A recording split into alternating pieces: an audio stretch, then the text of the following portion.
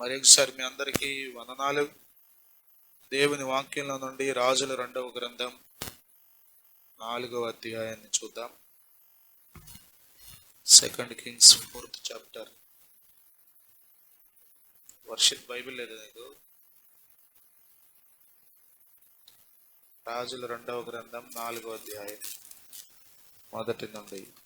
ప్రవక్తల శిష్యులలో ఒకని భార్య, ఈ దాసుడైన నా పెనిమిటి చనిపోయాను, అతడు యెహోవా యందు భక్తి గలవాడై ఉండెనని నీకు తెలిసే ఉన్నది.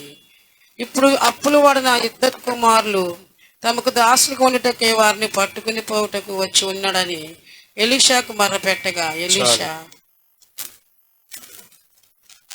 చదవబడిన వాక్యం మనందరికీ తెలిసింది. ఎలీషా ఏలియాకు శిష్యుడిగా ఉండి ఆ తర్వాత ఏలియా అగ్ని రథముల చేత పరలోకానికి కొనిపోబడగా ఎలీషా ఒక ప్రవక్తగా మారి దేవుని పని చేస్తున్న రోజులవి. అంత మాత్రమే కాకుండా అనేక మంది శిష్యులను తయారు చేస్తున్న రోజులవి. అలాంటి శిష్యుల యొక్క ఒక శిష్యుని భార్య ఎలీషా దగ్గరికి వచ్చి మొర్ర పెట్టుకుంటున్నటువంటి సందర్భాన్ని మనం చూస్తాం.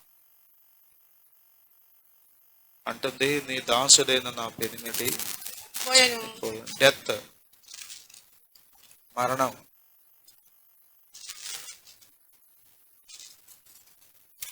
భార్య 2 కుమారులు మిగిలారు. భర్త లేకపోతే తండ్రి చనిపోయాడు.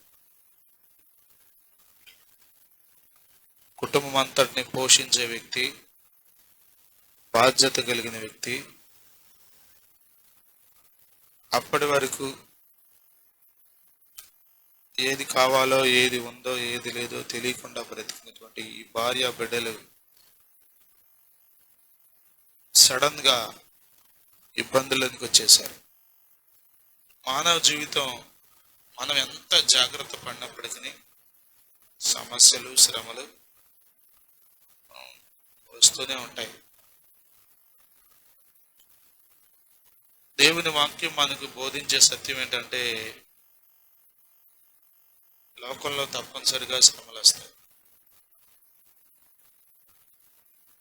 ఈ భూమి మీద బ్రతకాలి అనుకుంటే ఖచ్చితంగా శ్రమల గుండా వెళ్లాల్సింది.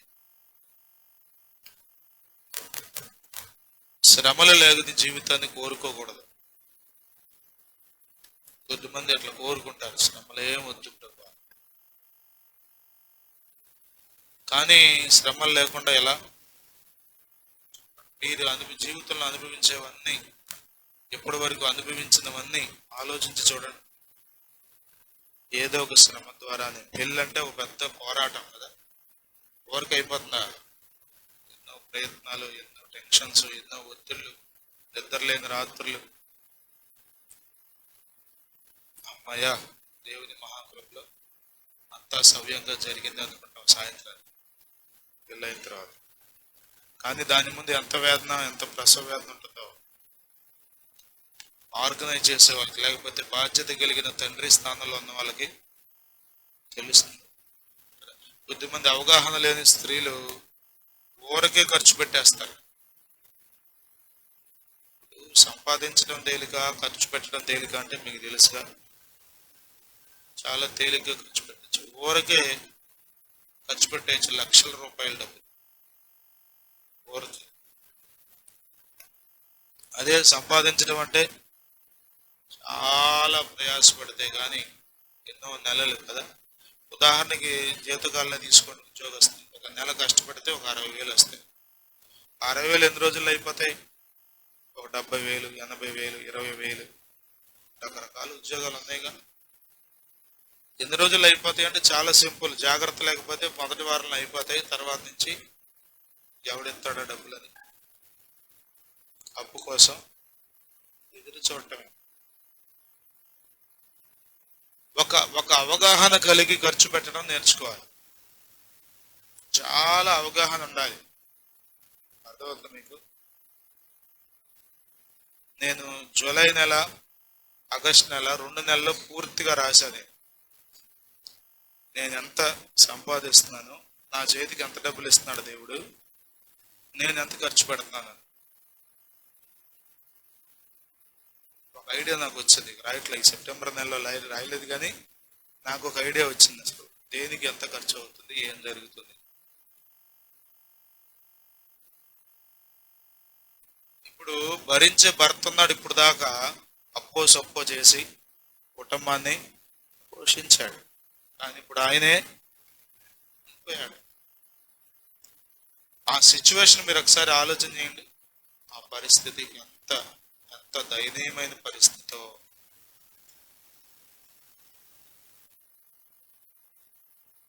భర్త ఉన్న జీవితం లేకపోతే తండ్రి ఉన్న జీవితం చాలా వ్యత్యాసంగా ఉంటుంది. నేను చాలాసార్లు మీతో చెప్పాను ఈ మాట. తండ్రి విలువ ఒక మగపిల్లడికి ఎప్పుడు తెలుస్తుందో తెలుసా? వాడు తండ్రి అయితే కానీ తెలియదు. తండ్రి అంటే ఏంటి, ఎంత బాధ్యత, ఎంత బరువు, ఎంత సంతోషం, తండ్రి అయితే తెలుస్తుంది.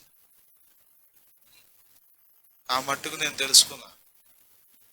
చిన్నప్పటి నుంచి కొంత అవగాహన ఉంది, కానీ ఒక ఫాదర్ అయిన తర్వాత, అంటే ఒక బిడ్డను కన్న తర్వాత ఎంత ఒత్తిడో, ఎంత ఒత్తిడో. ఊరికే పెరిగిపోతారా పిల్లలు? ఎన్నో సమస్యలు, ఎన్నో తిప్పలు. దేవుని మహాకృపలో మెడికల్ బిల్ దేవుడు తక్కువ చేస్తున్నాడు కాబట్టి నేను చాలాసార్లు ప్రభుని స్తుతిస్తాను. ఆ శుక్రవారం రాత్రి కూడా ప్రభు ప్రార్థన చేశాను హాస్పిటల్కి వెళ్ళే ముందు. ప్రభువా, నా సమయం వీలైనంత వరకు నీ పనిలోనే ఖర్చు పెడతా. నా డబ్బు అంటావా, నీకు తెలుసు ఎంత ఖర్చు పెడతాను. కాబట్టి హాస్పిటల్లో ఎక్కువ సమయం గడపటం నాకు ఇష్టం లేదు. హాస్పిటల్లో ఎక్కువ డబ్బులు ఖర్చు పెట్టడం నాకు ఇష్టం లేదు. ఏదన్నా ఉంటే తిరిగి నీ పనిలో వాడతా. ఆ సమయం కూడా నీ పనిలోనే ఉపయోగిస్తా. సహాయం చేయి.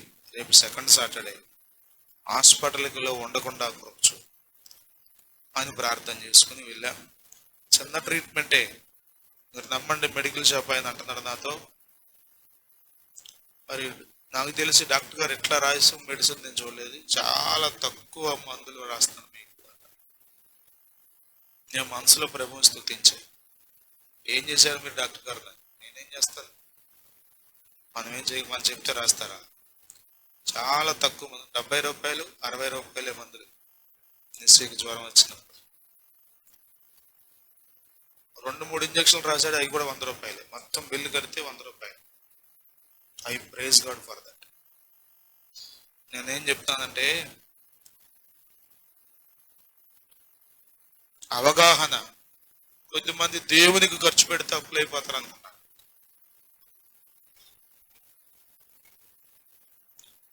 అసలే అప్పుల్లో ఉన్నాం, మళ్ళీ దశంభాగం వెంట తీయాలండి అని కొద్దిమందికి ఆలోచన. నువ్వు విశ్వాసం లేకపోతే దాని గురించి ఆలోచించమా. వాక్యాన్ని నెరవేర్చాలంటే, వాక్య ప్రకారం జీవించాలంటే విశ్వాసం చాలా అవసరం. దేవుని నమ్మినవాడే చేయగలడు. వాక్య ప్రకారం దేవుని నమ్మినవాడు మాత్రమే, వాక్యాన్ని నమ్మినవాడు మాత్రమే, ఇది నిజం అని నమ్మినవాడు మాత్రమే వాక్యాన్ని నెరవేర్చడానికి ఇష్టపడతాడు. మీరు బలవంతంగా ఇచ్చేది ఏది ఆశీర్వాదకరంగా మీకు మారదు. ఇస్తారు తప్ప దానిలో మీకు ఏమి ప్రతిఫలం ఉండదు. ఆలోచించి చూడండి. అసలు బయటికి వెళ్తే 8,000 రూపాయలు అవుతాయో. నేను హాస్పిటల్కి వెళ్ళొద్దని అంటలేదు, మనకు తప్పదా వెళ్ళాలి. ఇప్పుడున్న పరిస్థితులు మరీ భయంకరంగా ఉన్నాయి, మరీ భయంకరంగా. ఇప్పుడు వరదంతా క్లియర్ అవుతుందంట, కాబట్టి ఎక్కువ అనారోగ్యకరమైన పరిస్థితులు రావడానికి అవకాశం. విజయవాడ ప్రాంతాల్లో వరద వచ్చినటువంటి పొట్టుగుంట ప్రాంతాల్లో, ఎదురుమండి దీవుని ప్రాంతాల్లో ఉంటుంది. ఒక వ్యక్తి చనిపోతే, మరి ముఖ్యంగా బరువు మోసే వ్యక్తి చనిపోతే ఆ ఇల్లు ఎలా ఉంటుందో అది అది అది బయటుండి మాట్లాడుకుంటే మనకు తెలియదు. అది ఆ అనుభవం అయితే తప్ప అర్థం కాదు. దేవుని మహాకృపలో మా నాన్నగారిని దేవుడు 82 సంవత్సరాలు భూమి మీద ఉంచాడు. మరి నా పెళ్ళి, మా పిల్లలు చూశాడు. ఒకవేళ చిన్న వయసులోనే తండ్రిని కోల్పోయిన బిడ్డలు, యవ్వన కాలంలో తండ్రిని కోల్పోయిన బిడ్డలు, వాళ్ళ జీవితాలు ఆలోచించి చూడండి. నేను చాలాసార్లు మా పిల్లలకి చెప్తాను. స్నేహ అని ఇంకో పిల్లలు, చిన్న పిల్లలు 2 ఉంటున్నారు హోమ్లో, చిన్న పిల్లలు. ఆ పిల్ల నర్సరీ చదువుతుంది, అక్కేమో ఫస్ట్ క్లాస్ అయితే చదువుతుంది. వాళ్ళిద్దరు చిన్న పిల్లలు, చాలా చిన్న పిల్లలు. తండ్రి లేడు, సారీ తల్లి లేదు. ఉసురాలే తల్లి లేదు, తండ్రి ఉన్నాడు. మీరు నమ్మండి, మా పిల్లలకి అసలు ఏమి తెలియదు విలువ అసలు. నేను మొన్న వెళ్తూ వాళ్ళిద్దరి కోసం ఏదో ఒకటి తీసుకెళ్తాను. మొన్న ఏదో స్కూల్లో ఫంక్షన్ జరిగితే పీస్ మిఠాయి స్వీట్ ఏదో పెట్టారు మా మాస్టర్. జాగ్రత్తగా బ్యాగ్లో పెట్టి వాళ్ళిద్దరిని పిలిచి కూర్చోబెట్టి అసలు నిజంగా ఎంత ఆనందంగా తింటున్నారో, ఒక్కొక్క చిన్న రవ్వ తీసుకుని. అసలు నాకైతే కళ్ళంట నీళ్ళు తిరిగినాయి. పిల్లలకి ఈ దినాల్లో తల్లిదండ్రుల విలువ తెలియట్లా, ఆహారం విలువ తెలియట్లా. నేను ఒక వీడియో చూశాను, పిల్లోడు ఇస్త్రాకు పట్టుకెళ్తున్నాడు భోజనం, అది పడిపోయింది. ఆ మట్టిలోంచి అన్నం ఏరి ప్లేట్లో పెట్టుకున్నాడు. మళ్ళీ ఎంత దయనీయమైన పరిస్థితులు సమాజంలో ఉన్నాయో. తండ్రి లేని బిడ్డలు, తల్లి లేని బిడ్డలు. ప్రియమైన వాళ్ళారా, దేవుడు మనల్ని ఒక మంచి స్థితిలో ఉంచాడు. దేవుడు అన్నపానములకు లోటు లేకుండా చేశాడు. దేవునికి స్తోత్రం. హల్లెలూయా, హల్లెలూయా. అసలు మీరు నమ్మండి, అరగంట తిన్నారండి ఆ స్వీట్ నుంచి, చెరో సగం తీసుకుని. అది మామూలుగా అయితే ఒక్కసారి నోట్లో పెట్టుకుంటే అయిపోతే ఎట్లా? వాళ్ళిద్దరూ ఆనందిస్తూ ఒకరినొకరు మాట్లాడుకుంటూ.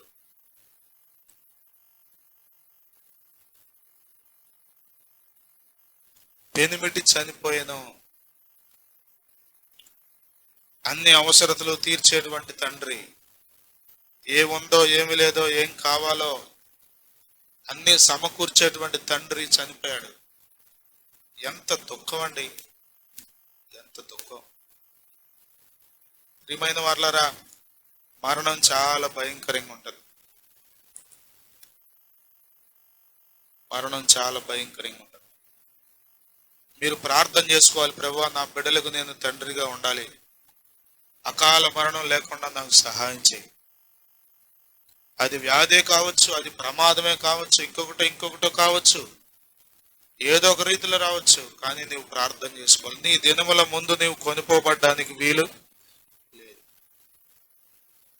దేవుడు నీకు ఎన్ని దినాలు భూమి మీద ఉంచాడో అన్ని దినాలు దీర్ఘాయుష్మంతుడిగా బ్రతకాలి. ప్రభు మనకు సహాయం చేయను గాక. ప్రతి ఒక్క బిడ్డను తండ్రి లేని వారిగా, తల్లి లేని వారిగా, అలాంటి దయనీయమైన పరిస్థితుల్లో లేకుండా తల్లి తండ్రులు కలిగిన బిడ్డలుగా చేయను గాక. ప్రభు కృప చూపును గాక. హల్లెలూయా, హల్లెలూయా, హల్లెలూయా. అర్థమవుతుందా మీకు? అర్థమవుతుందా మీకు?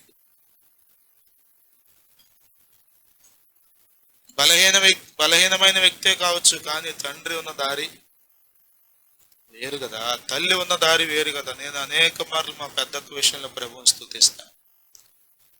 అసలు పిల్లలే కలగకూడదని చెప్పారు చాలా సంవత్సరాల క్రితం. పిల్లలు పుడితే చనిపోతారు అని చెప్పారు.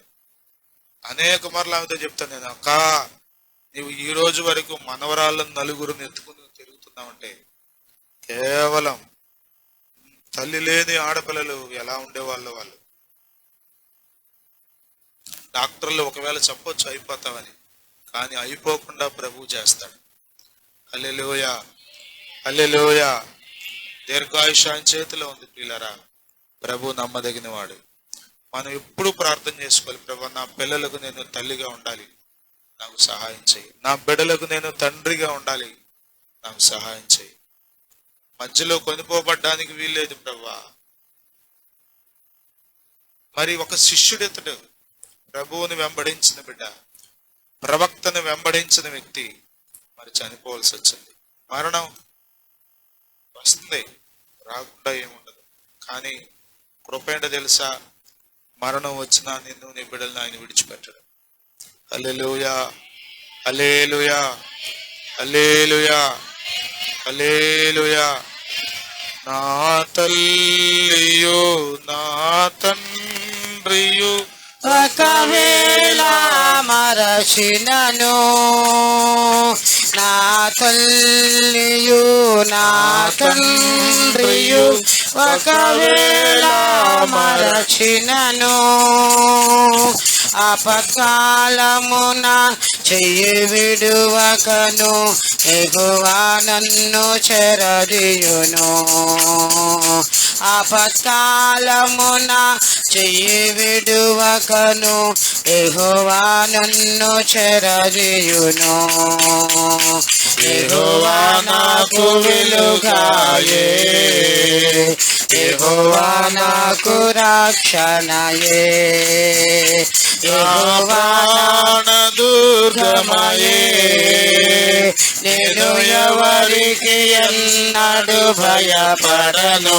నేను ఎవరికి ఎన్నడు భయపడను నా కొండయు నా కోటయు నా ఆశ్రయము నీవే నా కొండయు నా కోటయు నా ఆశ్రయము నీవే నేనెల్లప్పుడు ప్రభు సన్నిధిలో స్తుతిగానము చేసేదను నేనెల్లప్పుడు ప్రభు సన్నిధిలో స్తుతిగానము చేసేదను యెహోవా నాకు వెలుగాయే యెహోవా నాకు రక్షణయే హల్లెలూయా హల్లెలూయా హల్లెలూయా.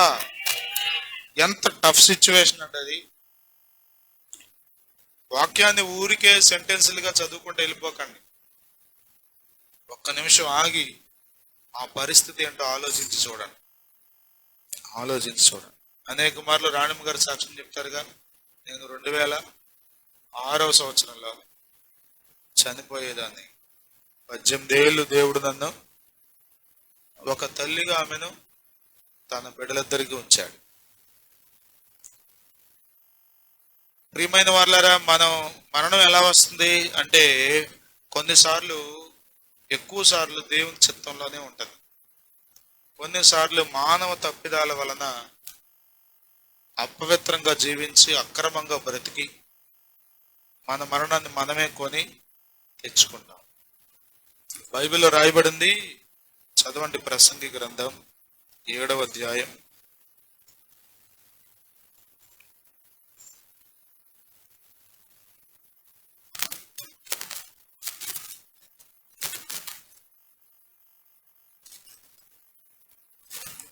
1-2 వచనాలు చదవండి. సుగంధ తైలము కంటే మంచి పేరు మేలు, ఒకరి జన్మదినము కంటే మరణదినమే మేలు. విందు జరుగుచున్న ఇంటికి పోవుట కంటే ప్రలాపించుచున్న వారి ఇంటికి పోవుట మేలు. ఏలయనగా మరణం అందరికీ వచ్చును కనుక బ్రతుకు వారు దానిని మనసున పెట్టుదురు. నవ్వుట కంటే దుఃఖపోట మేలు. అందరికీ వచ్చును. చెప్పండి అందరి మాట, మరణము అందరికీ వచ్చును. మరణం అందరికి వస్తుంది చెప్పండి. కొంతమందికేనా? కొద్దిమంది అవగాహన లేకుండా మాట్లాడతారు. ఏంటి, ప్రార్థన చేసే వాళ్ళు కూడా చచ్చిపోతారా? పాస్టర్ గారు కూడా చచ్చిపోతారా? ప్రవక్తల శిష్యుడు కూడా చచ్చిపోతాడా? నీకు అవగాహన లేదు అసలు. జీవితం ఏంటి, మరణం ఏంటి, ఎందుకు బ్రతుకుతున్నావు ఏంటి అవగాహన లేదు నీకు అవగాహన లేదు. ప్రియమైన వాళ్ళారా, మరణం అందరికీ వస్తుంది. ఇంకో మాట చెప్పనా, మరణం తప్పించేవాడు ప్రభువే. హల్లెలూయా. నీ దగ్గరికి మరణం వచ్చినప్పుడు మరణం నీ మీద ఏలుబడి చేయకుండా, మరణం నిన్ను తీసుకొని పోకుండా ఆ మరణాన్ని తప్పించేవాడు కూడా ప్రభువే. హల్లెలూయా. మరణమును తప్పించుట ప్రభు అయిన యెహోవా వశము అని రాయబడి. ప్రియులారా, చనిపోయారు. బైబిల్లో చెప్తుంది, విధవరాలి పక్షంగా ఆయన ఉంటాడని, తండ్రి లేని బిడ్డల పక్షంగా ఆయన వ్యాజ్యమాడతాడు. ఆయన న్యాయకర్తగా ఉంటాడు. చాలా సందర్భాల్లో భర్త లేని స్త్రీ అంటే, భర్తను పోగొట్టుకున్న స్త్రీ అంటే సమాజంలో చాలా చౌకబారు ఆలోచనలు చేస్తాయి. చులకన. ఎవరున్నారా ఇంకా? ఒక తోడు లేడు. ఎవరు అడిగే వాళ్ళు ఎవరుంటారు? వచ్చేవాడు ఎవడుంటాడు? అని. ప్రియమైన వాళ్ళ దేవుడు ఒక వ్యవస్థను అలా పెట్టాడు. కుటుంబం, భార్య, భర్త, పిల్లలు, మనవళ్ళు, మనవరాళ్ళు, అల్లుళ్ళు, కోడళ్ళు, ఈ సిస్టమ్. కొంచెం కష్టమైన, ఇబ్బంది అయినా భార్య భర్తతో ఉండడానికి ఇష్టపడాలి. ఈ దానిలో ఊరకే విడిపోవడానికి చూస్తున్నారు. ఊరకే విడిపోవడానికి. గుర్తుపెట్టుకోండి, దేవుడు ఎట్టి పరిస్థితుల్లోనే ఒప్పుకోడు విడిపోవడానికి. విడాకులు అనే మాట బైబిల్లో లేదు. హల్లెలూయా, హల్లెలూయా. ఎంత కష్టం వచ్చినా అనుభవించాలి, ఎంత కష్టమైనా పడాలి తప్ప ఇట్టి పరిస్థితుల్లో రావడానికి వీలు లేదు. విడగొట్టడానికి ప్రయత్నం చేయొద్దు మీరు. అర్థమవుతుందా? కొద్దిమంది ఊరకే విడగొట్టేస్తున్నారు కుటుంబాన్ని. తండ్రి ఉన్న దారి వేరు కదా, తల్లి ఉన్న దారి వేరు కదా. ఏం చేసినా, ఎంత చేసినా తల్లి చేసినట్టు తండ్రి చేయగలడా? తండ్రి చేసినట్టు తల్లి చేయగలదా? ఎవరికి ఇచ్చేటువంటి కృప దేవుడు వాళ్ళకి ఇచ్చాడు. ఎవరి పాత్ర వాళ్ళకి ఉంది కుటుంబంలో. కాబట్టి ఇప్పుడు మరణం అంటారా, దాన్ని మనం ఏమి చేయలేం, మన చేతిలో లేదు. కానీ చేతులారా మనం విడిపోవడానికి ఇష్టపడకూడదు. కొద్దిమంది ఊరకే వెళ్ళిపోతారు పుట్టింటికి. యేసు రక్తమే జయం. ఊరకే సంతోషంగా వెళ్ళరండి, తప్పులేదు. కానీ అలిగి వెళ్ళమహండి. కొద్దిమంది భర్తల్ని గ్రిప్లో పెట్టాలని కదిలితే మెదిలితే పోతా ఉంటారు. అమ్మా, నీ గ్రిప్లో పెట్టడం సంగతి తర్వాత ఆయన వేరే గ్రిప్లోకి వెళ్తాడు. వెళ్ళడానికి నువ్వు నష్టపోతావు. ఒక భార్యగా నీవు కుటుంబంలో ఉండడం నీ భర్తకు క్షేమం, నీ పిల్లలకు క్షేమం. ఒక భర్తగా నీ భార్యతో ఉండడం నీ భార్యకు క్షేమం, నీ పిల్లలకు క్షేమం. దేవుని స్తోత్రం కలుగును గాక. హల్లెలూయా, హల్లెలూయా, హల్లెలూయా. అర్థమవుతుందా? సేవలో రకరకాలైన అనుభవాలు ఉంటాయి. మరణం గురించి మాట్లాడుకుంటే అత్తిలిలో ఈ మధ్యన సంఘటన జరిగింది. అత్తిలి అనే పేరు వినే ఉంటారు మీరు. ఒక దైవజనుడు, దైవజనురాలు, ఇద్దరు కుమారులు ఏజెన్సీలో సేవ చేయడానికి వెళ్ళారు. ఒరిస్సా బోర్డర్లో. వాళ్ళు ఆ కుటుంబం మొత్తానికి మలేరియా వచ్చింది. ఇద్దరు కొడుకులు, పాస్టర్ గారు, పాస్టర్ గారు, నలుగురు వెళ్ళారు. నలుగురికి మలేరియా వచ్చింది. చిన్న కొడుకు చనిపోయాడు. 18 సంవత్సరాల వయసున్న కుర్రాడు. మాస్టర్స్ గ్రూప్ లో వచ్చింది. నాకు అర్థం కాలేదు ఎందుకు చనిపోయాడు ఏంటి అని చెప్పి ఆ మెసేజ్ పంపిన పాస్టర్ గారికి అడిగితే ఆయన చెప్పారు, ఇట్లా సేవకి వెళ్ళారన్న ఫ్యామిలీ అంతా. పెద్ద కొడుకు సావు బతుకుల మధ్యలో హాస్పిటల్లో ఉన్నాడు. కష్టం బ్రతకడన్నారు. చిన్న కొడుకు చనిపోయాడు. తల్లిదండ్రి మాత్రం దేవుని కృపలో సేఫ్ గా ఉన్నారు. మలేరియా వచ్చినా కానీ అన్నారు. Malaria is a killer. Malaria అనేది చాలా ప్రమాదకరమైనది. ఇప్పుడు వచ్చే విష జ్వరాలు చాలా ప్రమాదకరమైన, ఊరికి చంపేస్తాయి. అందుకని కొంచెం జాగ్రత్తగా ఉంటాం మంచిది. నేనేం చెప్తున్నానంటే, మరణం, సేవలో మరణం రాదా?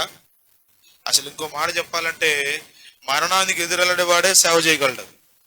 దేవునికి స్తోత్రం, హల్లెలూయా.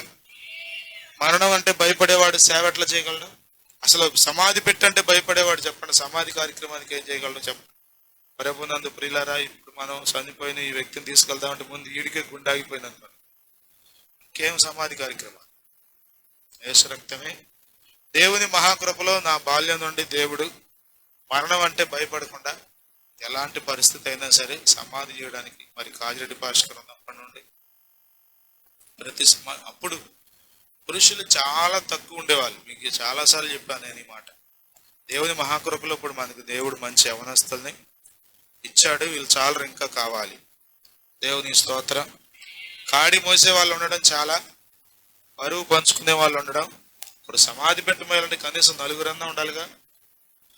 ఒక 6 ఉన్నారనుకోండి, అప్పుడప్పుడు చెయ్యి మార్చుకుంటారు కదా. ఆ ఇద్దరు వచ్చి ఒక్కొక్కరికి వాటి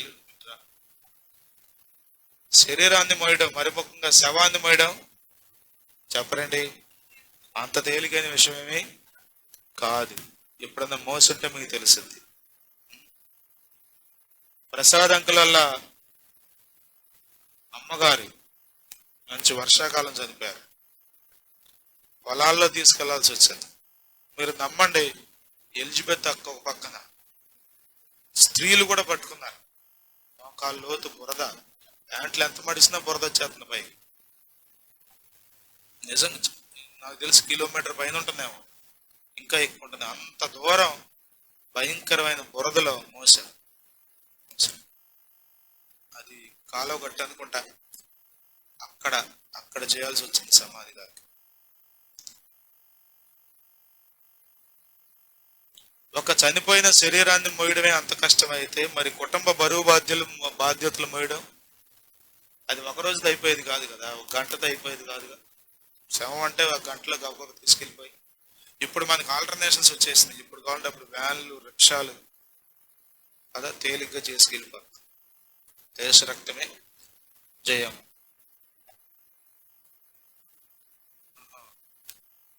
దేవుని స్తోత్రం. మరి దేవుని మహాకృపలో కుటుంబ బరువు బాధ్యతలు మోయడం, ఆ మోసే వ్యక్తి చనిపోవడం ఎంత కష్టం. అంటుంది, నా పెనిమిటి చనిపోయాను, నీ దాసుడైన నా పెనిమిటి చనిపోయాను. నేను ఇక్కడ ఆగిపోయాను, నేను చనిపోయాను. మరణం చాలా కష్టంగా ఉంటుంది. అదవుతుందా? కొన్నిసార్లు మనం అనుకుంటాం చిన్నపిల్లలు చనిపోతే బాధండి అని. అసలు ఏ వయసు వ్యక్తి చనిపోయినా మరణం అంటే బాధే. ఊరికి అట్లా అనుకుంటాం కదా. ఎవరు చనిపోయినా, ఏ వయసులో చనిపోయినా బాధ ఉంటుంది. ఆ రిలేషన్ ఉన్న వాళ్ళకి ఉంటుంది బాధ. దగ్గర సంబంధం ఉన్న భార్యకో, భర్తకో, పిల్లలకో, తల్లిదండ్రులకో, ఆ దగ్గరగా ఉన్న వాళ్ళకి ఆ బాధ అనేది ఉంటుంది. బయట ఉన్నవాడికి ఏమన్నా ఊరికి మాటలు చెప్తారు, రే కానిండ్రా, రే తీసుకెళ్ళంటారు, ముందు తీసుకెళ్ళిపోండి అని. ఏడడం కూడా ఏడడం వీడు. ఈ శిష్యుడు అప్పులు చేసి చనిపోయాడు. ఇందాడు చెప్పాను కదా, ఫైనాన్షియల్ మేనేజ్మెంట్ సరిగ్గా లేకపోతే ఖచ్చితంగా అప్పులు అయిపోతాం. ఫైనాన్షియల్ మేనేజ్మెంట్, ఆర్థిక సంబంధమైన అవగాహన, సరైనటువంటి వ్యవహారం చేయించే మనసు లేకపోతే, ఎంత ఖర్చు పెడుతున్నాం, ఎంత చేస్తున్నాం, ఎంత సంపాదిస్తున్నాం అనేది లేకపోతే ఊరికే అప్పులైపోతాం. అర్థమవుతుందా? కొంతమంది ఎంత సంపాదించినా ఆశీర్వాదం ఉండదు. దానికి కారణం ఏంటి తెలుసా? దేవుణ్ణి ముందు పెట్టరు వాళ్ళు. దేవునికి ఇచ్చే స్థానం దేవునికి ఇవ్వరు. సామెతల గ్రంథం 10వ అధ్యాయం 22వ వచనంలో మనందరికీ తెలిసిన మాటే, యెహోవా ఆశీర్వాదము ఐశ్వర్యం ఇచ్చును, నరుల కష్టము చేత ఆ ఆశీర్వాదము ఎక్కువ కాదు. కష్టపడటం మంచిదే, కానీ దేవుడు ఆశీర్వదిస్తే ఐశ్వర్యం. దినవృత్తాంతముల గ్రంథంలో మనం చదువుతాం, యెహోవా నీవు ఆశీర్వదించిన ఎడల అది ఎన్నటికి ఆశీర్వాదంగానే ఉంటుంది అన్నాడు దావీదు భక్తుడు. దేవుడు ఆశీర్వదిస్తే అది ఎన్నటికి ఆశీర్వాదమే. మరణం ఒకటైతే అప్పులు ఇంకొకటి. మనం ఎంత తెలివిగా ఉన్నా, ఎంత జ్ఞానంగా ఉన్నా కొన్నిసార్లు ఇబ్బందులు ఎదుర్కోవాల్సి తప్పదు కదా. మన కొద్దిమంది ఎంతో క్యాలిక్యులేటెడ్గా ఉంటారు. ఇదిగో ఈ నెలలో ఈ బిల్ ఎంత కట్టాలి, ఆ బిల్ ఎంత కట్టాలి, ఈ అమ్మాయి ఎంత కట్టాలి, ఎంత జాగ్రత్తగా క్యాలిక్యులేషన్ వేసినా ఒక్కొక్కసారి ఖచ్చితంగా ఎక్కువ డబ్బులు అవసరం అవుతాయి. మనకు వచ్చే సంపాదన తక్కువైనప్పుడు ఆటోమేటిక్గా ఏం చేస్తాం? అప్పు చేస్తాం. లోన్ అంటే ఏంటి? కొద్దిమంది లోన్ అంటే అప్పు కాదనుకున్నారు. అయ్యా ఆంధ్ర బ్యాంక్ ఆయన ఊరుకుంటాడా? ఆంధ్ర బ్యాంక్ లేదు, ఇప్పుడు union bank of India. Loan అంటే ఇంగ్లీష్ పదంలో అప్పు, కానీ మనకేంటంటే చక్కగా తేలికుండే housing loan, car loan, bike loan, personal loan, ఎన్నో లోన్లు ఉన్నాయి. హెల్త్ కూడా లోన్ ఉంది. ఏదో కొద్దిమంది ఈ మధ్య కాలంలో మరీ దిగజారిపోయి ఫోన్లు కూడా లోన్లో కొంటున్నారు. డబ్బులు ఉన్నప్పుడు కొనుక్కో. ఏమైంది? ఇప్పుడు నా ఫోన్ చాలా ఇబ్బంది పెడుతుంది. ఇది 3 ముక్కలైంది. ఒక్కోసారి పావు గంటకు ఓపెన్ అవుతుంది. కొద్దిమంది ఆలోచన కొనేసుకోవచ్చు కదా అని. మీకు ఒక మాట చెప్పనా, దీన్ని శాంతం నేను ఏడవలేనురా బాబు అనేంత వరకు వాడుకోండి. అర్థమైంది మీకు? ఇక నా వల్ల కాదురా బాబు, నా వల్ల కాదు, ఇక అయిపోయింది నా సర్వీస్ అని చెబుద్ది అది. అప్పుడు దాకా ఏం చేయాలి మీరు? వాడుకోవాలి. అర్థమవుతుందా? కొద్దిమంది ఊరికే ఫ్రిడ్జ్ కొందాం, తీసిపారే 2 సంవత్సరాలు అయిపోయింది, కొత్త ఫ్రిడ్జ్ కొనేయి. అప్పులు పాలవక ఏమవుతుంది బతుకు చెప్పండి కదా? ఈ గిన్నె కొన్నారనుకోండి, దాన్ని సొట్ల పాలు చేసేసి మార్చేసి తీసే కొత్త గిన్నె రానే పవనం తెత్తావు గిన్నె అని చెప్పను. అసలు అప్పులు పాలవడానికి కారణాలు నేను చెప్తున్నా. ఒక వస్తువుని చాలా జాగ్రత్తగా వాడుకుంటే చెప్పండి, అనవసరమైన ఖర్చులు. అదే వస్తువు మీద ఎన్నిసార్లు ఇన్వెస్ట్ చేయాలి చెప్పండి? నేను గుడ్ షెపర్డ్ స్కూల్లో చేసినప్పుడు మొట్టమొదటి నా జీతం 600 రూపాయలు, 2000 సంవత్సరం, 24 సంవత్సరాల క్రితం. 600. Literally I cried. మొట్టమొదటి జీతం తీసుకున్న రోజు నేను ఏడ్చా. అప్పటి వరకు నేను ఎప్పుడు సంపాదించింది లేదు, అమ్మను నాన్న అడిగి తీసుకోవడమే. 600 రూపాయలు చేతిలో పట్టుకున్నప్పుడు ఆశ్చర్యం. సోనీ ఎరిక్సన్ అని ఒక ఫోన్ ఉండేది, సెకండ్ హ్యాండ్ ఫోన్. ఇప్పుడు ఎట్లా కొన్నాను నాకు గుర్తులేదు, కానీ కొన్నప్పుడు అప్పుడు భరత్ ఇక్కడ కొట్టు పెట్టాడు అనుకుంటా, అక్కడ కొన్నా. అది ఒక రోజు మధ్యాహ్నం భోజనానికి వస్తే వంగుని నీ చేయిగా చేతులు కట్టుకుంటాడు, నేలల్లో పడి. అసలు ఈ దినాల్లో పిల్లలకండి, ఒకడంటే ఐఫోన్ కొనలేదని ఆత్మహత్య చేసుకున్నాడట. చదువుకునే పిల్లాడు ఐఫోన్ ఐఫోన్ ఎందుకు చెప్పండి నీకు? నేను ఎక్కడో సేవ్ చేసి పెట్టాను, మన గ్రూప్ లో కూడా పెట్టినట్టున్నా. నేను బయట ప్లాట్ఫామ్ మీద కూరగాయలు అమ్ముకుంటారు చూసారా, అట్లా అమ్ముకునే ఒక తల్లి, చాలా వృద్ధాప్యంలో ఉన్నామే. ఆమెకి ఒక కొడుకు, వాడు షోరూమ్కి తీసుకెళ్లి ఐఫోన్ కొనిపించుకున్నాడు. ఖచ్చితంగా నాకు కొనాల్సింది అన్నాడు. ఆమె అసలు ఎన్ని సంవత్సరాలు కష్టపడితే డబ్బులు వస్తాయి చెప్పండి? ఐఫోన్ అంటే ఎంత ఉంటుంది?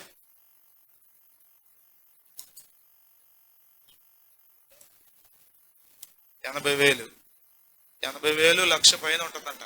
నాకు తెలియదు, నేను అసలు అటు జోలికి పోను. మనం అందన్న వాటి మీద మనం మనసు పెట్టకూడదు. ఐఫోన్ కొంటే ప్రభా ఏదో ఒక రోజు ఐఫోన్ ఇవ్వాలి ప్రభా, నేను ఇప్పటి వరకు ఎప్పుడు ప్రార్థన చేసుకోవాలి. మనకి ఎందుకు చెప్పండి?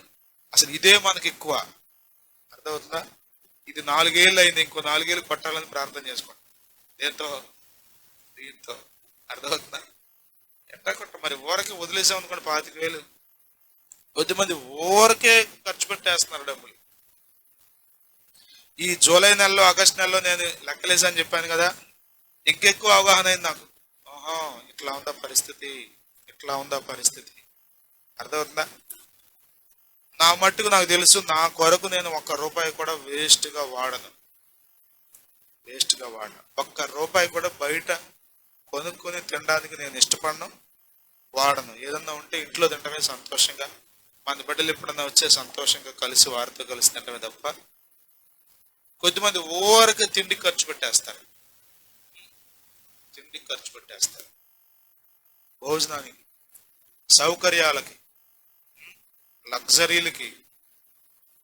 అవసరం వేరు, సౌకర్యం వేరు. కొద్దిమంది ఊరికి ఖర్చు పెట్టే అవసరంలా. మన ఆయన అడుగుతున్నాడు నన్ను, ఆ పాపకి జ్వరం వచ్చింది, మీరు ఏసీలో ఉంటే అంత జ్వరం వచ్చేది కాదు. ఏసీ ఉందా మీకు? ఏసీ లేదుగా, పెట్టి అర్జెంట్గా. ఏం మాస్టర్ అయింది? ఈ లాజిక్ బాగానే ఉంది, కానీ యేసు రక్తమే జయం.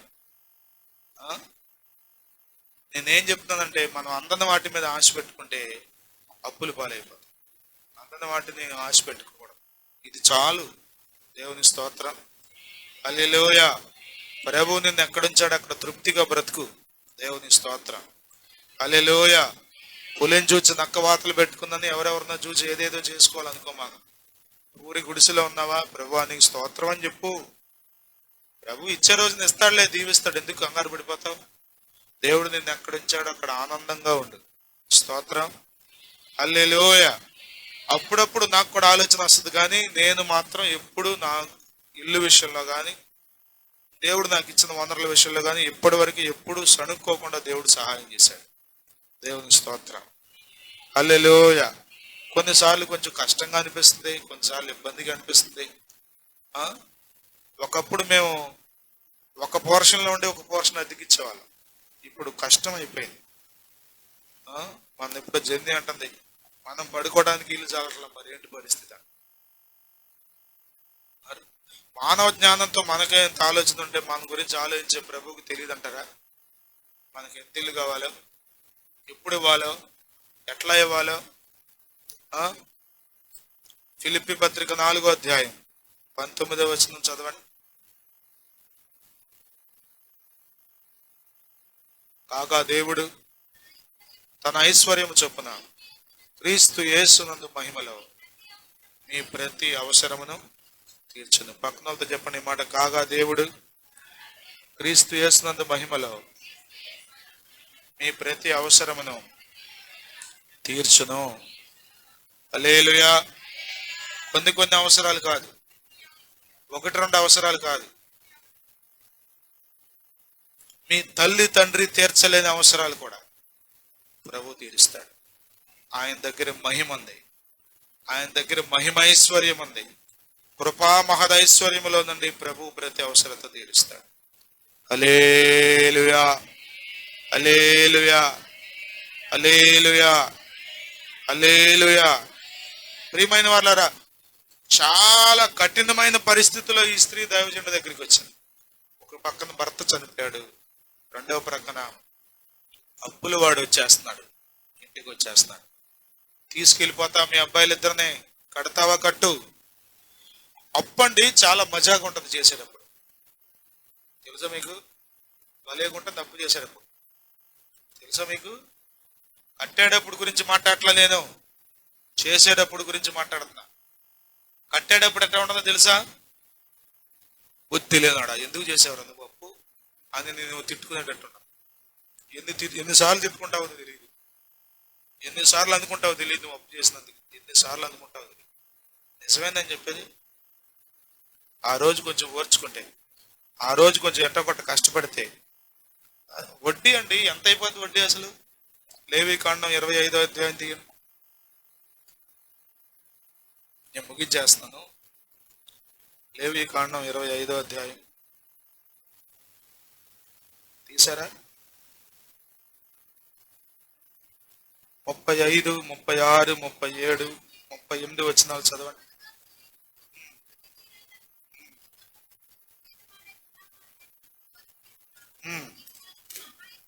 నీవు వానికి సహాయం చేయవలెను, అతడు నీ వలన బ్రతకవలెను. నీ దేవునికి భయపడి వాని యొద్ద వడ్డీనైనను తీసుకొనకూడదు. అందరూ చెప్పండి ఈ మాట. నీ దేవునికి భయపడి వాని యొద్ద వడ్డీనైనను తీసుకొనకూడదు. నీ సహోదరుడు, చెప్పండి అమ్మ కొంచెం నోరు తెరిచి, నీ వలన బ్రతకవలను. నీ రోకలు వానికి వడ్డీకి కూడదు. ఇక్కడ మీలో ఎవరైనా వడ్డీకి ఇచ్చే వాళ్ళు ఉంటే మీరు నరకానికి వెళ్తారు, గుర్తుపెట్టుకోండి.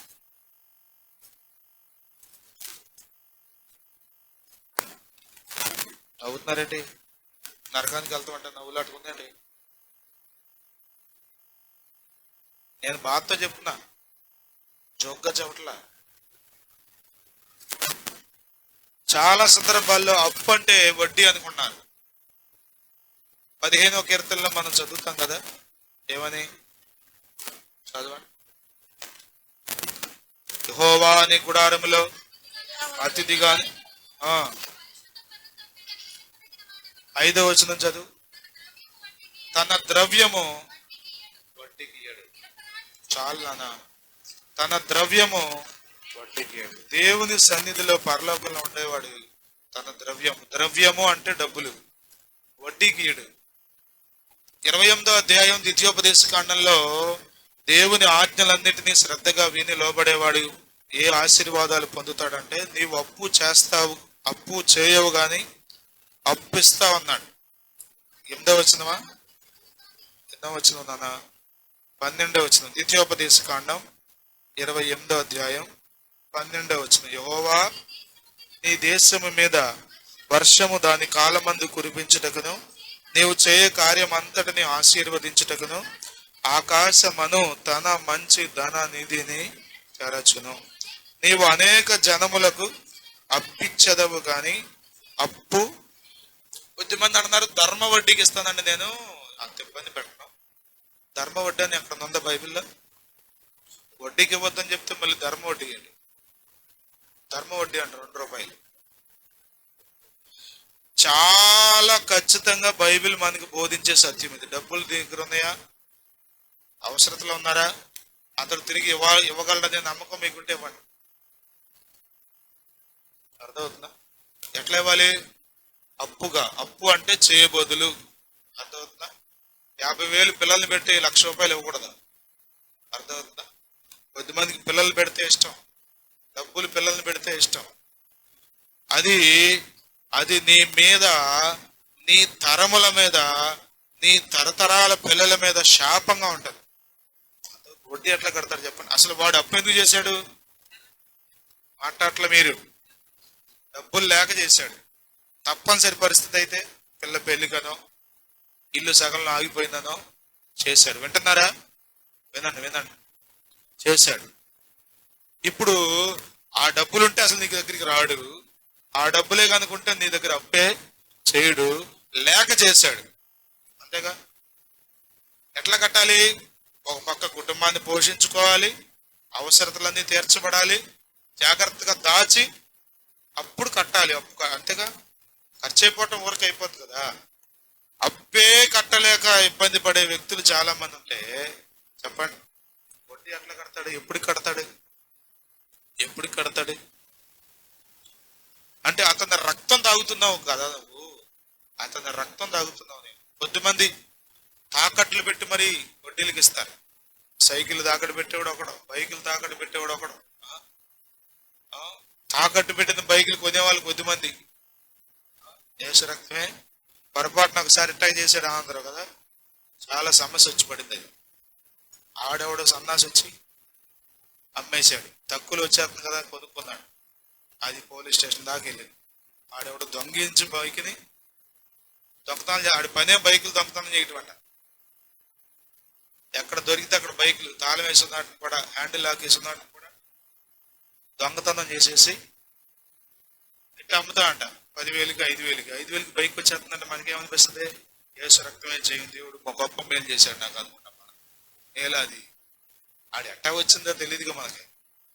చాలా ఇబ్బంది అయింది. దేవుని మహాకృపలో క్షేమంగా బయటకు వచ్చింది అనుకోండి. నేనేం చెప్తానంటే అప్పు అంటే చాలా కష్టం. వడ్డీ ఎలా కట్టగలరు చెప్పండి? అసలు ఎలా కుదురుద్ది కదా? తాకట్టు పెట్టుకున్నావు అంటే అర్థం ఏంటి? ఒకవేళ నువ్వు కట్టకపోతే అది మొత్తం నేను తీసేసుకుంటా. ప్రియమైన వాళ్ళారా, దేవుడు మీకు ఇచ్చిన దానిలో తృప్తిగా బ్రతకండి. దేవుని స్తోత్రం. చదవండి తిమోతి పత్రిక 6వ అధ్యాయం. 1 తిమోతి పత్రిక 6వ అధ్యాయం.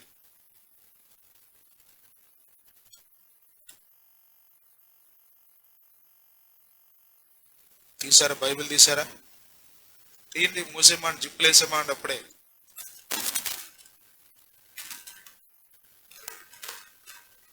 7-8 వచనాలు 6-7-8 చదవండి. సంతృష్టి సహితమైన దైవభక్తి గొప్ప లాభ సాధనమై ఉన్నది. మనం ఈ లోకంలోనికి ఏమీ తేలేదు, దీనిలో నుండి ఏమీ తీసుకుని పోలేము. కాగా అన్న వస్త్రములు గలవారమై ఉండి వాటితో తృప్తి పొంది ఉందాము. హల్లెలూయా, హల్లెలూయా, హల్లెలూయా. తృప్తి పొంది ఉందాము. హెబ్రీ పత్రిక 13వ అధ్యాయం 6వ వచనంలో రాయబడింది. 5వ వచనం చదువుతాను. ధనాపేక్ష లేని వారై మీకు కలిగిన వాటితో, చెప్పాలి అందరూ ఈ మాట, మీకు కలిగిన వాటితో తృప్తి పొంది ఉండుడి. టీవీఎస్ ఉందా? దేవుని స్తోత్రం. తృప్తిగా ఉండండి. అర్థమవుతుందా? కొద్దిమంది పాత బండి అయిపోయిందండి, కొత్త బండి కొనాలి. నీకు తెలుసా? పాత బండి చాలా బాగుంది. కొత్త బండి చెప్పండి 1,00,000 పైనే తప్ప ఏమీ లేదు సుఖంలో. అంతా మోసమే, టంకు టమారమే. పైకి అంతా హాయిగా అబ్బో అద్భుతం కనబడద్దు కానీ అంతా ఓటి మాతే. ఒక్క ఒక్కసారి పడిందంటే ఇక నీకు జీవితంలో ఎప్పటికీ పనికిరాదు. పాత బళ్ళన్నీ గట్టిగా ఉన్నాయి. మీకు తెలుసా యాంప్లిఫైర్ ఉన్నాయి కదా, ఈ యాంప్లిఫైర్లోనే పాత ఈ బిల్లలు వచ్చేవి వెనకాల. ఇప్పుడు ఐసీలు వస్తున్నాయి. అంతకుముందు పాత ఈ బిల్లలు వచ్చేవి. ఇప్పుడు తెలుసా యాంప్లిఫైర్ కొనే వాళ్ళందరూ అసలు ఆ బిల్లల యాంప్లిఫైర్లు దొరుకుతాయని చూస్తున్నారు. మన పాత యాంప్లిఫైర్ చిన్న చూసారా, ఎట్లా పెట్టి దాచిందని. అది పిల్లలున్న యాంప్లిఫైర్ మామూలుగా మోగదు, అది హీట్ రాదు అసలు. ఇప్పుడు అన్నీ హీట్ వచ్చేస్తాయి, మోత ఉండదు, డబ్బులు ఎక్కువ. అదే ఇది అది 25,000 అంటే అయింది కొంటే. కానీ అది చాలా తక్కువ ఖర్చు. మన వాళ్ళకి ఏంటంటే పాతదంటే నచ్చదు అసలు. టీవీఎస్ ఏంటండి బైక్ అంతా కొనకుండా యేసు రక్తమే జయం. 2015లో కొన్నాం మనం ఆ చిన్న బండి యాక్టివా. 60,000 ఎంతో చిల్లర చల్లపల్లి షోరూంలో. నాకు అప్పటికి బండి రాదు. మన పిల్లలు ఎవరో వచ్చారు నాతో పాటు. పవన్ వచ్చాడు, పవన్ వేసుకొచ్చాను, నేను వెనకాల కూర్చున్నా. 2015. ఇప్పటికి ఎన్నేళ్ళు?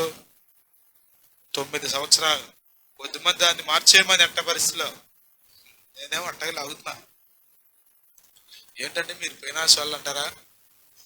పీనాశ రకం అయితే మాత్రం కాదు, యేసు రక్తమే జయం. కానీ దేవుడు మనకి ఇచ్చిన వాటిలో నేను అనేక సార్లు బండి మీద వెళ్తూ ప్రభుని స్తుతిస్తా. ప్రభు నాకేంటి 2 బళ్ళేంటి, ఒకటి యాక్టివా ఒకటి గ్లామరా,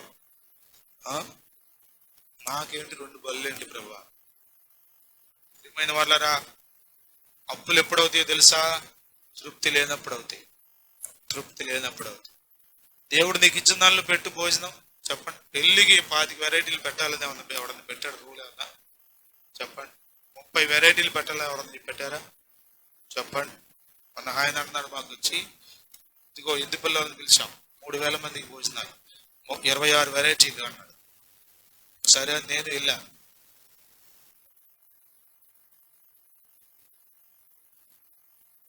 తెలుసా మమ్మల్ని కూర్చోబెట్టాక అన్నం వండారు. నాతో పాటు రాజేష్ వచ్చాడు ఆ రోజున. రాజేష్ తీసుకెళ్ళారు, మేము కూర్చున్నాం. స్వీట్లు వేసారు, కూరలు వేసారు, అన్నం అయిపోయింది అన్న. అమ్మండి అయితే నాకుతో కూర్చుని ఆకలేసింది. ఒక పెళ్లికి అప్పుడే వెళ్ళొచ్చాను ఆగాలేక. అక్కడ తినకుండా ఇక్కడికి వచ్చాం, ఎక్కడ తిన్నామని. ప్రెసిడెంట్ గారు అమ్మాయి పెళ్లి, 26 వెరైటీలు ఇంది పల్లె వాళ్ళు వంటుంటే. ఎందుకు చెప్పండి? మీరు గమనించండి, ఇప్పుడు జరిగేదంతా వేస్టేజే. ఇప్పుడు జరిగేదంతా వేస్టేజే. చెప్పండి. మనం సెకండ్ సండే భోజనం పెడుతున్నాం, వేస్టేజ్ జరుగుతుందా? ఎందుకు జరగట్లా? ఒక పచ్చడి, ఒక కూర, సాంబారు, ఈ 4కు మించి ఏమైనా తింటారా? చెప్పండి. వీలైతే మీ పెళ్ళిళ్ళు కూడా అట్టగా పెట్టండి. అమ్మో అయ్యా అట్ట అంటే అట్టగయ్యా అంటారా? అప్పుడు మాత్రమే ప్రశాంతంగా తింటారు. లేదు, ఇక్కడ ఏం గమనించాలంటే భోజనాలు ఏర్పాటు చేసేటప్పుడు ఇదైతే తింటారా పారేస్తారా? దీనివల్ల వేస్టేజ్ జరుగుద్దా, ప్రజలు కడుపు నిండుద్దా అనేది ఒక అవగాహన ఉండాలి. నేను ఎక్కడికి వెళ్ళినా చూస్తున్నాను, ఎక్కడ చూసినా వేస్టేజే, ఎక్కడ చూసినా వేస్టేజే. అసలు నీట్గా తినేవాడంటే ఆడు పెచ్చోడి కింద లెక్క కదా. అసలు ఆకంతా నీట్గా ఉందనుకోండి, అసలు ఈ అన్నాల నుంచి భోజనం చేయట్లేదు కదా. అన్నం ఒక పక్క పోగు పెట్టాలి, ఇది పలవా అన్నం, అది ఒక పోగు. కూరలన్నీ ఒక పక్కన ఉండాలి, ఇటు పక్కన సాంబార్ అన్నం ఒక పోగు, ఇటు పక్కన వేడిగా అన్నం. ఏం తిన్నాను అసలు? దేనికి వెళ్ళాల్సింది నువ్వు భోజనానికి? నువ్వు వెళ్ళకుండా ఉంటే ఒక ఆకందం మిగిలేదుగా.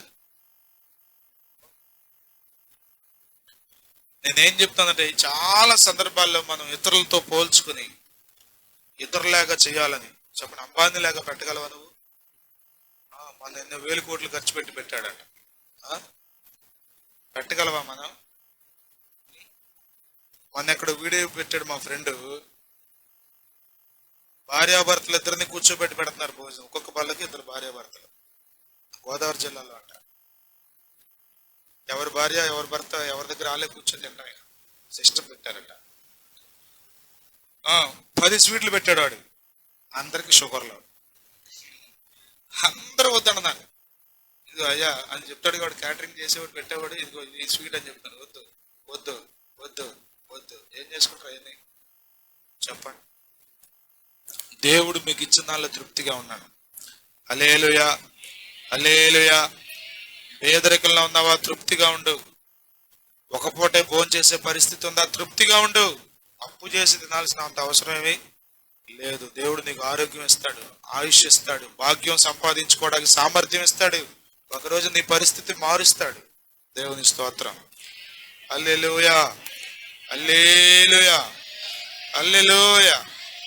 తృప్తి ఉన్న చోట అప్పులు పోయే అవకాశం ఉండదు. తృప్తి కలిగి ఉన్నాడు.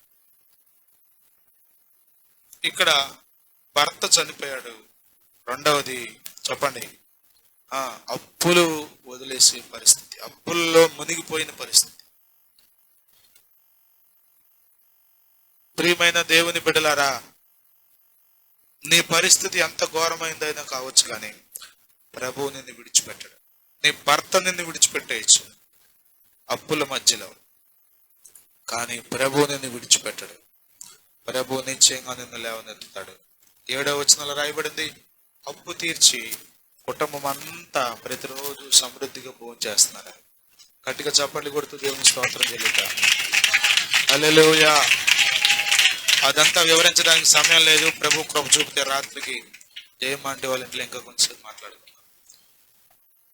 ఒకటి చనిపోయిన అనుభవాలు, రెండవది అప్పులు పాలైపోయిన అనుభవాలు. దేవునికి దేవుని దగ్గర పరిష్కారం లేని సమస్య అంటూ ఏదీ లేదు. దేవుడు అన్ని సమస్యలను పరిష్కరించగలడు. నీ సమస్య ఎంత తీవ్రమైనదైనా కావచ్చు, ఎంత గొప్పదైనా కావచ్చు, ప్రభువు నిశ్చయంగా పరిష్కరిస్తాడు. నీ అప్పు తీరుస్తాడు ఆయన. ఆమేనంటారా? హల్లెలూయా, హల్లెలూయా. ప్రభువు నమ్మదగిన వాడు. ప్రభువు నిన్ను ఇచ్చేటట్లుగా చేస్తాడు. అయితే నువ్వేం చేయాలో తెలుసా? దేవుణ్ణి ముందు పెట్టాలి. ఆర్థిక విషయాల్లో అవగాహన కలిగి ఉండాలి. దేవునికి ఇచ్చే విషయంలో ఎక్కడ లోబితనం ఉండకూడదు. దేవునికి ఇచ్చే విషయంలో ఎక్కడ లోబితనం ఉండకూడదు. ఎక్కడ లోబితనం ఉండకూడదు. పోయిన వారం మనం కానుక బట్టి వరద బాధితులు కానీ ఇచ్చాం. 7,415 రూపాయలు వచ్చింది. ఆ రోజే లెక్క పెట్టి అయ్యగారికి పంపించాను. నాకైతే చాలా సంతోషం. ప్రతి వారం సహజంగా మన కానుకలు 3,000, 4,000, 2,000 అలా వస్తాయి. అంటే ఏం చేశారు? అవసరతలు ఉన్న వాళ్ళకి ఉపయోగపడతాయని ఇచ్చారు. అవసరం అది, అవసరం అది. ప్రియమైన వాళ్ళరా, మనకున్న పెద్ద బలహీనత తెలుసా? కడుపు నిండినోడికే పెడతాం అంత. బాబు నా వల్ల కాదురా అంటే ఎవరు తినరా బాబు? చెప్పండి.